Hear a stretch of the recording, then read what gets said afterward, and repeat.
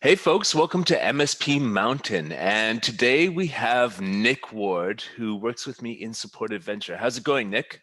I'm great. Can't complain. Lovely sunny day here in Brazil. Yeah, sunny day actually here in Serbia for the end of February here. Spring has arrived and I'm very excited. You know, if I wasn't doing this, I'd be out riding my bike right now. Before we get to Okay. documentation, we'll get Sorry, there, but going let's back to the talk a little bit dispatcher. more. Yeah, dispatch. So I as I mean, said, why should companies have a dispatch? So you've got five techs in a MSP. Why should your sixth hire be a dispatcher rather than another tech? You know? okay, it takes a load off the techs answering the phones, right? I mean, it depends. You might have a service coordinator answering the phone, which is not ideal, but get the dispatcher in, they can answer the phones, triage the ticket, Well, and then dispatch and service assign it. coordinator are kind of the same thing in my head, in I my own mean, words. yeah, it is. But some people use like a service coordinator for other things, right? Not Yeah, just okay. dispatching.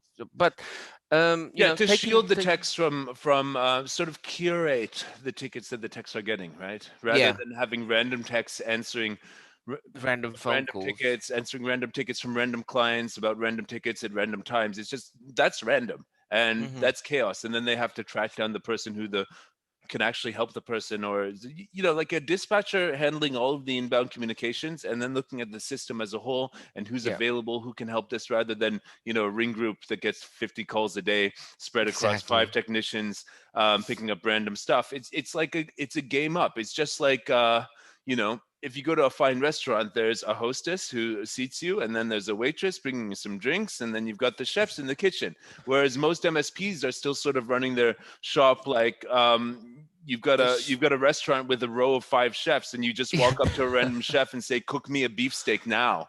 yeah, That would never work in the restaurant industry, and no. nor would it work in the aviation industry if like there were planes on an airport tarmac and you just walked up to a pilot and say, "Hey, I want to go to Cincinnati." Like, nope.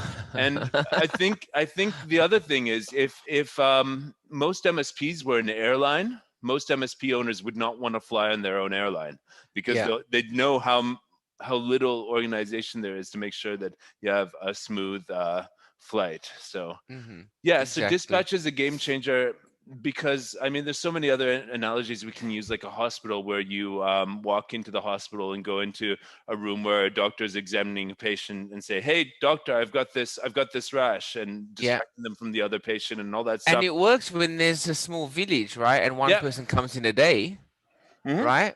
But when Yeah. you go to a big city, there's 100,000, well, 10 million people Yeah. with So 20,000 coming. yeah, getting your Well, business past that stage is like, it's a great task to yeah, have done as a business owner, to have gotten to the point where you've hired other people, yeah, and they're also doing a reasonably good job. Your clients are happy, you get more clients, but then over five technicians, that's just not tenable as a system of organization. You're going to start getting complaints, you're going to start getting balls dropped, unless you have somebody who's in the seat of dispatcher, who's consistently looking at every single case from a process-oriented yeah, standpoint.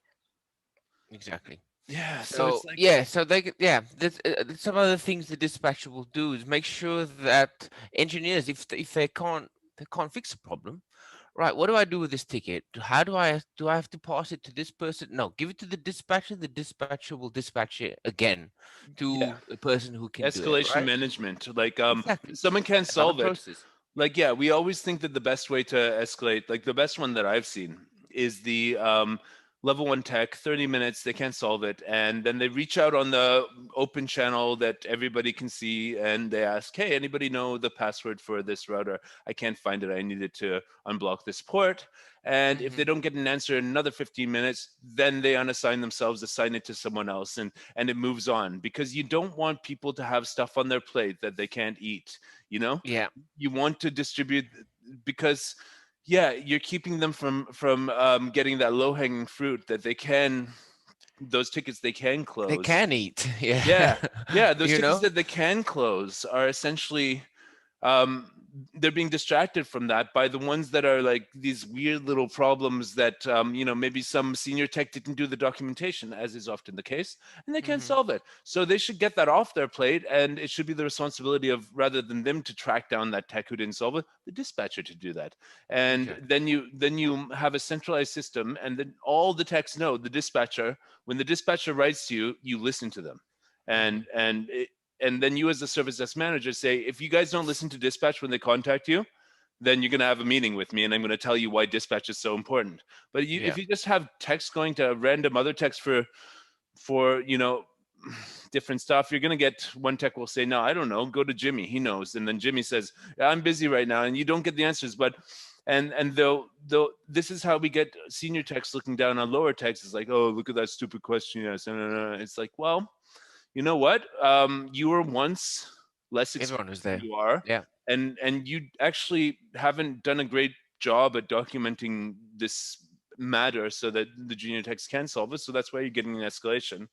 And also, we like to see in the dispatch process a reverse escalation, so that when a senior tech does solve a ticket in the post-ticket closure analysis, is this something, assuming the senior tech leaves some decent notes, Yeah. is this something that the initial ticket holder, the person who took the first steps but couldn't solve it, is this something that we can feed back down to them so that next time maybe they're more in the loop? Should the documentation be updated to include this as a knowledge base article, or was there a piece of technical Exactly. data missing? And a dispatcher would be also the one to manage that. So it's a game changer for MSPs that actually want to run a well-oiled machine, rather Yeah. than a It bunch of is. people sitting in a room together, which is what a lot of MSPs were before 2020.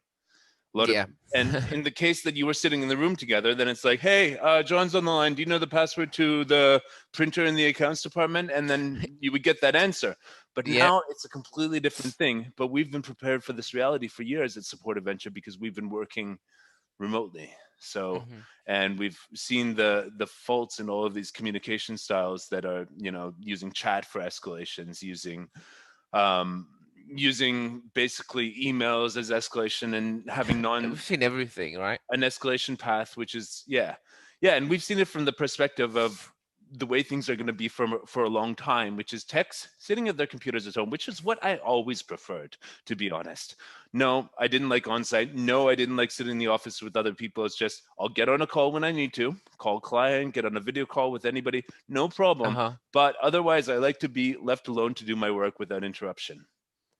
And that's another Yeah. reason why you should have a dispatcher, because if you're listening to the phone ring, you pick it up and you're already working on tickets. So having technicians answer the phone works really great if you've got a bunch of technicians sitting around doing nothing, Yeah.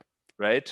But I'm guessing most MSP, have you ever seen an MSP where they like to have a bunch of techs sitting around doing nothing? I haven't. Waiting for the call. No. The only one was my first remote gig in 2013, where it was an MSP that was going down, and I was like, okay, give me 800 euros a month, and I will work 15 hours a week on your help desk. And then I was really sitting around slow cooking stews, and I got like 2 or 3 calls a day. Then I gave great service, like immediate best attention to the people, and they loved it. But Yeah. unfortunately, the way most businesses are structured, most MSP owners do not want to overstaff to the point where they have someone sitting doing nothing or No. something unimportant when all of the calls come in.